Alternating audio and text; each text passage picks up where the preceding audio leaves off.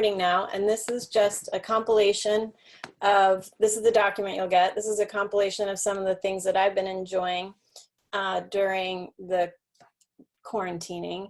And actually some of the museums are starting to open back up again. So today I got an email from National Gallery of Art, so I copied and pasted the instructions here. They're actually opening up again. And they have specific instructions as to how you can get tickets. So just to test it out, I went online and I found just, right before this class, I found that you can easily arrange for a free ticket time to enter the National Gallery of Art for next week. They're going to do it weekly. On Mondays, they're going to open up tickets for the next week in half-hour time slots. And you can go in, and they're only opening the West Building ground floor, but they do have some great exhibitions down there. There's one, if you haven't seen it yet, on plein air painting that is really incredible and would definitely be attractive to people who enjoy photographing landscapes or, just enjoy color. And I think you'd really enjoy it. I've seen it twice already. The Degas exhibit is down there too. That's also really inspiring. So these are ways to get inspired and just get out and do things. So I just wanted to walk you through some of these things here. I've taken some virtual classes through the International Center of Photography. So I put here them, but they also have a way to engage, a page from which you can engage with them from anywhere. That's what they call that page. And so I put that there. I recommend you go and explore that. The classes I took had a fee, but I like to support International Center of Photography, so I'm a member. So there's a very small member discount for that.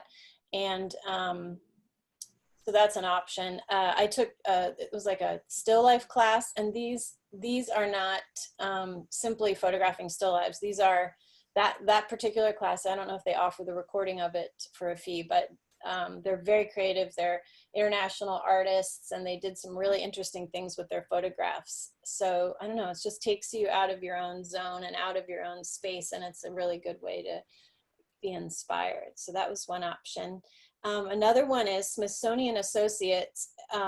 There's a membership for that too, but you don't have to be a member also to go through their virtual learning opportunities. They've added a lot of great virtual learning experiences there, whether it be like, I took one, I've taken some on all different subject matters, but they're again very inspiring. And I've given you the website here and also the ticketing, and you can just search for their streaming classes there. The National Portrait Gallery and American Art Museum, which are attached and are also in Washington, and we hope to do field trip there when we're all back together again.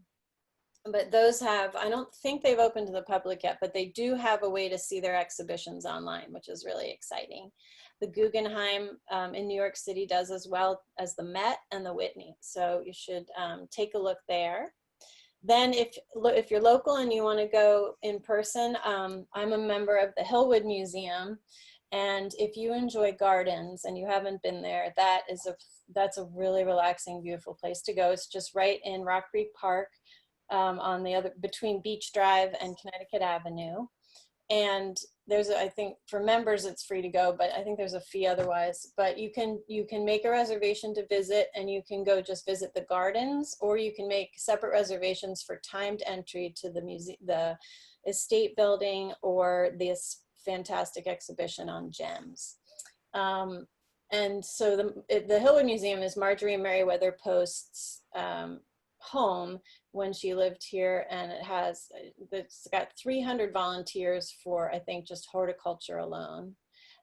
It's just a really beautiful place to be, and they do have a covered area and a little to-go cafe where it feels very safe and socially distant to be there. And of course, like every place, they are requiring masks if you're going to go onto their grounds. I was just talking about the National Gallery of Art. There's another cool thing. A fellow member, Marie McGing, has for a long time been taking classes and even going to Italy with this wonderful artist who, her name's Karen Warshaw, and she's local. And she does art history lectures online, and she does them every Friday, and they're live, and then they're also recorded. I purchased the series, but I think you can still buy them individually. She is amazing. I have to warn you, she speaks super fast, but it's really a way to get out into the art history world. And the last week, 2 weeks, I think, were portraits. So there was a lot of discussion about, it's paintings, but, and sculpture, but it was really, really interesting. And it's every Friday morning from 10 to 11:45. Then I also found this really cool article on Frank Lloyd Wright properties. Here is the link you can click on when you get the document. And if you want to do some things with kids, your own kids, other people's kids, or grandkids, these were some really cool opportunities through the Phillips Collection and the Chicago Children's Museum relating to coloring pages and ways of thinking about how to look at art. And I found it really interesting for adults too, thinking about how to see art when you're out there. Down here, these were some of the things that they were asking. So this was my quick document on how to get out and about from your desktop or in person. Because I love doing these things, I wanted to share them